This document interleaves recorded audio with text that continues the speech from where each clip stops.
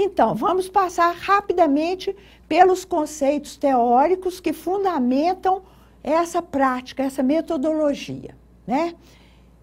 Nós acreditamos que um problema emerge nas conversações entre as pessoas. Começa assim, um observador distingue uma situação como problemática. Ele observa e fala, isso aqui não está bem, não está como eu gostaria ou não está como deveria estar. E ele vai e conversa com alguém, compartilha essa observação dele, essa opinião dele.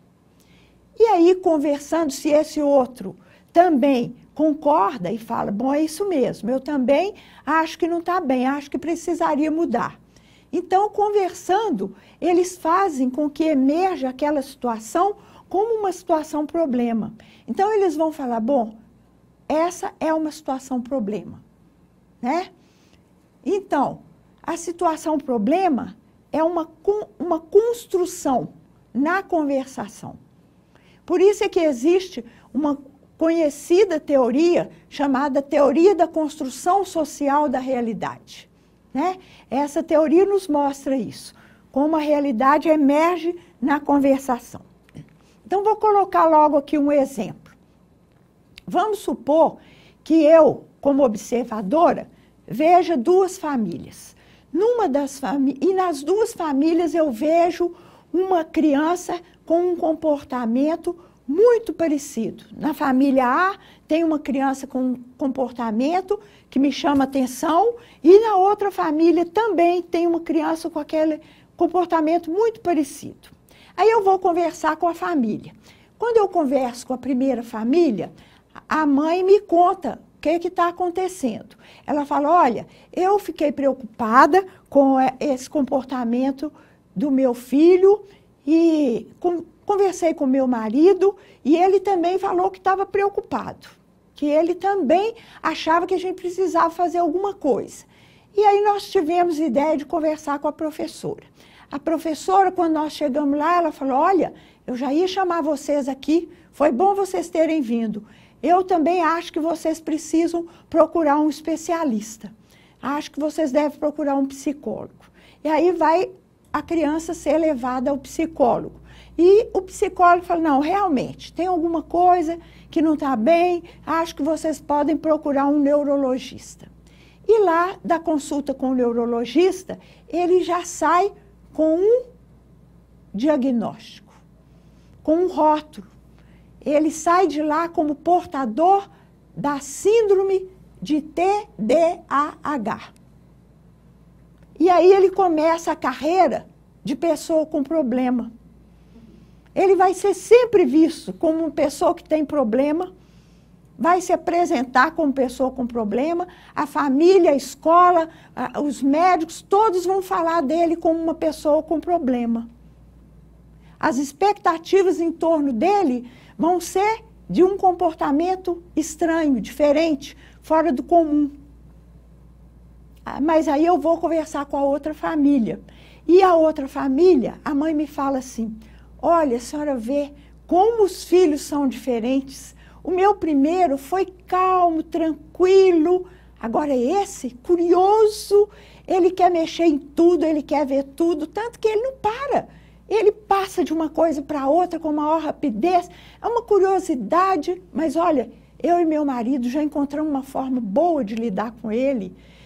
E nós já conversamos com a professora também está encontrando um jeito bom lá, ele está bem entrosado com os colegas, está rendendo bem, está acompanhando a turma. E aí eu fiquei me perguntando, onde foi a síndrome dessa segunda criança? Ela não apareceu na conversação. Por isso que a gente fala que problemas, isso que a gente chama cotidianamente de problemas emergem na conversação. Nós podemos encontrar uma família que acha que uma coisa é problemática e outra família que acha que aquela mesma coisa não é problemática. Não é isso? Então, problemas emergem na linguagem. Então, outro conceito teórico que a gente tem para fundamentar a nossa prática com a nossa metodologia é o conceito de sistema linguístico. Toda conversação entre pessoas, nós dizemos que é um sistema linguístico. Um sistema linguístico, então, como é que fica definido? Relações entre pessoas que conjuntamente constroem significados para a situação que estão vivendo. As pessoas vão conversando e vão definindo. Isso é bom, isso não é bom, isso deve mudar, isso não precisa mudar. Então, são sistemas linguísticos constituídos de pessoas conversando. Então, aí surge o que nós chamamos de sistema determinado pelo problema. Quando essas pessoas estão conversando sobre alguma coisa que elas acham que não está bem. Então, é um sistema linguístico que se constitui em torno da situação problema. Pessoas interagindo, dizendo coisas umas às outras. E nós chamamos isso, nós gostaríamos de chamar de sistema que se constitui em torno da situação problema. Só que esses autores aí, Gulicha e Winderman, eles já usaram essa expressão SDP, sistema determinado pelo problema, e essa expressão ficou consagrada e nós estamos mantendo. Mas nós não gostamos nem da palavra problema, nós preferimos falar situação, problema, e nem da palavra determinado, que puxa a gente para um pensamento tradicional, linear, determinista. Né? Mas então vamos manter essa palavrinha aí, sistema determinado pelo problema, e a sigla vai ser SDP. Né? Então, quem são os componentes de um SDP? Sempre os componentes vão ser pessoas em interação. Não são ideias, são pessoas conversando, interagindo, fazendo parte da conversa sobre alguma coisa que elas acham que não está bem, que elas estão definindo como situação-problema. Né? Então, quem não entra espontaneamente na conversação não faz parte do SDP, não integra esse sistema conversacional. Né? Eu posso ter alguém, mesmo numa família, eu posso ter alguém que não acha que aquilo é problema, não quer conversar disso, então ela não faz parte do sistema determinado pelo problema.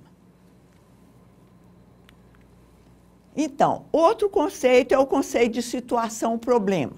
Situação-problema, então, como nós estamos vendo, não é uma situação-problema pré-existente, não é uma situação objetiva.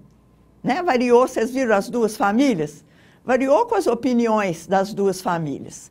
Não é objetiva, não é concreta, não é exterior às pessoas, nem é definida pelas autoridades, pelos programas, pelos gestores. É definido pelos próprios envolvidos naquela situação. Né? Então, a definição de que uma situação é problema emerge do consenso surgido nas conversações. É o significado que aquele sistema está dando para essa situação. Então, um outro conceito teórico é o conceito de rede em torno da situação-problema. Acho que vocês já podem estar percebendo que esse conceito de rede em torno da situação-problema é equivalente ao conceito de SDP, não é? Porque se é uma rede que se constituiu para conversar sobre uma situação-problema, é um sistema determinado pelo problema, não é isso? Então, para ser concebida como um SDP, a rede deve emergir nas conversações, sem critérios de participação pré-definidos. Então, a gente não pode falar assim, você tem que ir representando o nosso programa. Você tem que ir porque é gestora. Você tem que ir porque é o chefe. Não é dessa forma que se constitui um SDP. Né? O SDP, ou a rede em torno da situação-problema, vai ser uma rede dinâmica. Não é uma rede pré-determinada, reificada. Então, essa é uma diferença muito importante entre o nosso conceito de rede em torno, quando a gente está usando rede em torno da situação problema, na nossa metodologia. É diferente de outros usos que a gente encontra do conceito de rede, né? Então, aqui eu coloquei um mapa de rede que é usado por um autor importante, o Clef Beck, e que também tem sido usado pelo Slutsky. O Slutsky é um autor que também tem um livro importante, ele fala a rede social na prática clínica, né? E ele usa esse tipo de mapa de rede. O que está no centro ali daquele mapa? O que está no centro? O indivíduo. Uma pessoa está ali. Em geral, é aquela pessoa que a gente chama de PI. Já ouviram essa expressão? PI é o paciente identificado. É a pessoa portadora do problema, né? E aí a gente vai levantar quem são os vínculos afetivos sociais dessa pessoa e fazer o mapa da rede dessa pessoa. A gente pode também colocar ali no meio uma família. Vamos fazer a rede social dessa família. Vamos fazer o mapa. Ou então eu posso colocar ali no meio uma instituição, né? Posso colocar, por exemplo, o CRAS e ver qual é a rede do CRAS. Tá certo? Então, essa é uma forma de conceber rede. Mas quando a gente vai usar a nossa metodologia, nós vamos conceber de uma forma diferente. Sabe uma coisa fundamental, uma mudança, uma diferença fundamental? É que nós vamos colocar no centro do mapa de rede o problema. No centro não tem nem uma pessoa, nem uma família, nem uma instituição. Nós temos no centro a situação problema. Eu trouxe esse mapa aqui, que foi de um trabalho desenvolvido em Campo Belo, pela equipe coordenada pela Anália, no município de Campo Belo. E ela compartilhou comigo e me passou o mapa da rede com a qual eles trabalharam lá. Havia uma situação em que uma criança, bem novinha ainda, foi abusada sexualmente pelo próprio pai. Então, lá, a equipe lá, coordenada pela Anália, trabalhou com a metodologia de atendimento sistêmico. Convidou para a conversação todas essas instituições que estão aí e também o avô. No caso, o que tinha acontecido? O pai estava preso, a mãe tinha sido afastada da criança porque ela foi considerada conivente e a criança estava sendo acompanhada pelos avós maternos. O avô e a avó, a criança estava hospitalizada e o avô e a avó estavam com ela no hospital, né? Então, convidaram para a conversação, a equipe sistêmica constituída lá, convidou para a conversação todas essas instituições que estavam envolvidas com a situação problema. Posteriormente, a própria equipe refletiu e conversou sobre o que estava sendo feito, e eles mesmo compartilharam comigo a reflexão de que havia instituições demais em relação à quantidade de pessoas da família, o que não é ideal quando a gente trabalha com essa metodologia. E aí tiveram a ideia de convidar para outras conversações mais pessoas da rede daquela família, né? Talvez até outros parentes que pudessem também estar preocupados com a situação e querendo conversar. Certamente, os avós da mãe da criança, porque essa mãe estava vivendo com os avós maternos dela. Então, certamente, eles também estão fazendo parte da rede de conversações, não é? Então, em outras oportunidades, em outros encontros, poderiam também ser convidados.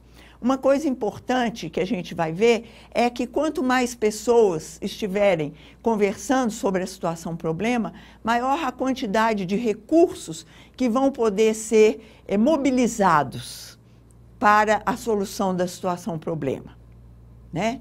Nesse caso, o que também a equipe lá compartilhou comigo foi que houve uma distribuição das ações necessárias, né? O hospital se encarregou do atendimento pediátrico à criança e o atendimento psicológico aos avós, enquanto eles estavam no hospital com a criança. O CAPES se encarregou do acompanhamento psiquiátrico à mãe, parece que a mãe tinha feito uso excessivo de medicamentos. O CREAS se encarregou de acompanhar a família e fazer um atendimento psicossocial à mãe. O judiciário teria que definir, dar a decisão sobre a proteção e a segurança da criança, e havia também os técnicos judiciários, psicólogos, assistentes sociais, colaborando para embasar essa decisão judicial. O Conselho Tutelar faria visitas periódicas à família e a mãe se responsabilizaria por fazer algum curso profissionalizante para poder conseguir um emprego com carteira assinada, né? E, além disso, como na rede, na conversação, ela manifestou o desejo de voltar a poder ver a criança, ela também foi orientada pela própria rede, pelas pessoas que estavam lá, para que ela pedisse uma autorização judicial para ver a filha, né? Vamos ver um outro exemplo, uma rede que se constituiu em torno da situação problema de liberdade assistida, né? De novo, vocês veem, quem está ali no centro não são os jovens que estão cumprindo a medida, é a situação problema. E, principalmente, sabe uma coisa? Quando a gente coloca no centro a situação problema, a gente redefine a situação problema na forma de uma situação problema solucionável. O que significa isso? Ao invés de eu falar, vamos trabalhar com o alcoolismo, eu falo, vamos trabalhar com as condições necessárias para a abstinência. A gente redefine a situação problema. Vocês veem, em vez de colocar ali no centro o delito dos jovens, qualquer coisa, nós vamos colocar co-construindo projetos de vida e cidadania com adolescentes em liberdade assistida, possibilitando a inserção social desses adolescentes. Isso muda muito, né? A perspectiva de possibilidade de solução, de construção conjunta de uma solução para aquela situação. E aqui, de novo, vocês veem quanta gente foi convidada. E qual uma diferença importante desse mapa aí, de rede ou de SDP, em relação ao outro que a gente mostrou lá de Campo Belo. Lá na situação de Campo Belo, quem estava no centro, a situação problema que estava no centro é de uma família. Aqui nós temos no centro do mapa a situação problema que é compartilhada e vivida por várias famílias, né? Vocês veem lá, tinha 5 famílias nesse encontro conversacional, todas com a mesma situação problema. Então, de uma conversa emerge uma situação problema, né? De um sistema linguístico emerge uma situação problema. Vamos dar um outro exemplo.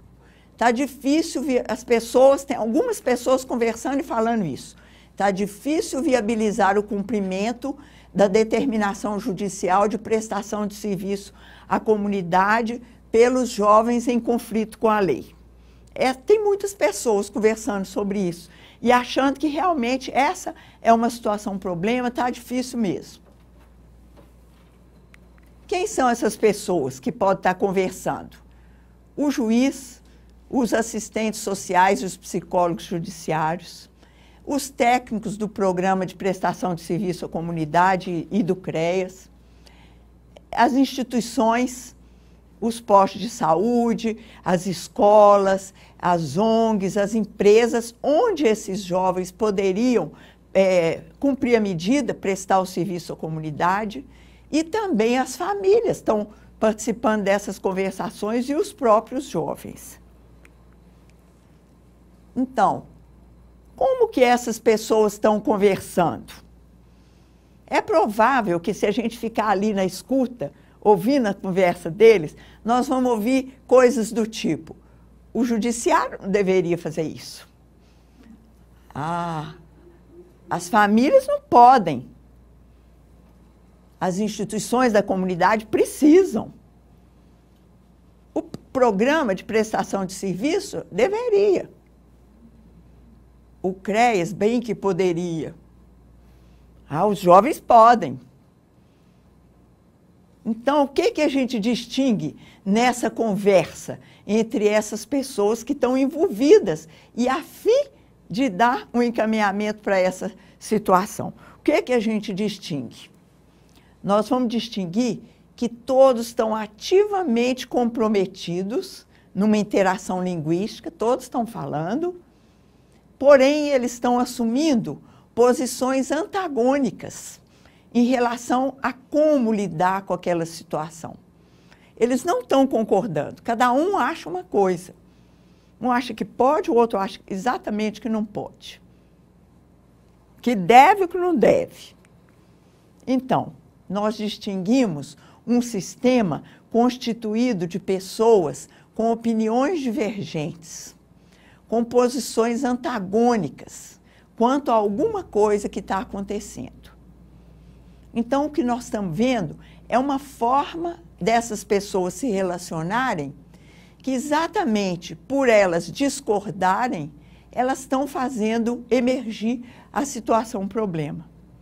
Vocês já pensaram se não houvesse nenhuma discordância entre elas e, além disso, elas tivessem uma atitude colaborativa? Haveria SDP? Haveria situação problema? Quando a gente tem alguma coisa, uma tarefa para realizar em comum, onde vai envolver várias pessoas, mas todas têm uma atitude colaborativa e todas estão concordando sobre o jeito de lidar com a situação. O que acontece? Cada um faz a sua parte, divide as tarefas e resolve-se tudo sem acontecer o que a gente chama de SDP. Não é assim? Então, nesse sistema linguístico SDP, nós vamos distinguir tipos de conversações que o Maturana chama de conversações de caracterização. Caracterização é assim: fulano é muito passivo e fulano não é nem um pouco responsável. Eu caracterizo o outro com a minha frase, né? Também conversações de acusação injustificada. Injustificada porque não foi, ela não é uma acusação baseada num contrato prévio. Simplesmente eu tenho expectativas, que eu tiro não sei de onde, e vou acusar o outro de não ter feito do jeito que eu acho que devia ter feito, né? Ou recriminação injustificada, a mesma coisa. Então, é esse tipo de conversação que está rolando ali naquele sistema. Então, de fato, o problema são as relações. Nós vamos distinguir como problema essas relações de antagonismo, expectativas, acusações, recriminações recíprocas, porque são essas relações que impedem a colaboração, não é isso? As ações colaborativas. Então, para nós, vocês viram que eu fiz a diferença entre situação-problema e problema. Situação-problema é aquela que as pessoas estão querendo resolver. E problema, no nosso olhar de pessoas que vão trabalhar com aquele sistema, são as relações. Então, se o problema que eu estou distinguindo é relacional, o atendimento vai ser sistêmico. Não é assim? A abordagem que trabalha com as relações é a abordagem sistêmica. Então, a nossa metodologia se propõe como uma metodologia para solução de situação-problema, vai ser desenvolvida com esse sistema linguístico que a gente identifica, que é o SDP. Esse sistema vai ser constituído das próprias pessoas envolvidas na situação problema e que estão definindo que aquela situação é problema, e tem como objetivo o encaminhamento de uma solução para aquela situação problema e a consequente dissolução do sistema linguístico. Uma vez encaminhada a solução, não há por que aquelas pessoas continuarem conversando, preocupadas, querendo fazer alguma coisa, não é isso? Então,